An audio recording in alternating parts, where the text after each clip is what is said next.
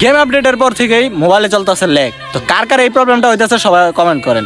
তো সলিউশনটা হলো যারা নাকি অতিরিক্ত ডাটা দিয়ে গেম নামাইছেন তারা অতি তাড়াতাড়ি ডাটাটা ক্লিয়ার করে দেন, সমস্যার সমাধান। গেমের ভিতরে যেসব ইভেন্ট নেয় ওইগুলো আপনারা কত তাড়াতাড়ি কমপ্লিট করবেন তার একটা খুব সুন্দর সলিউশন আছে।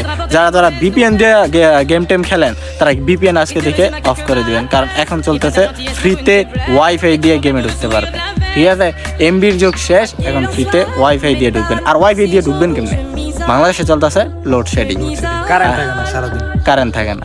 তো এই কারেন্ট না থাকে আপনারা তো গেমই খেলতে পারতেছেন না। মূলত আমার কথাই কি, রাত্রেও যদি গেমে ঢুকি 2 ঘন্টার বেশি কারেন্ট থাকে না। মূলত লোডশেডিং এর কারণে আমাদের গেম খেলতে অতিরিক্ত কষ্ট হয়ে যাচ্ছে, আর আপনাদেরকে ভিডিও দিতে গিয়েও আমাদের অতিরিক্ত কষ্ট হয়ে যাচ্ছে।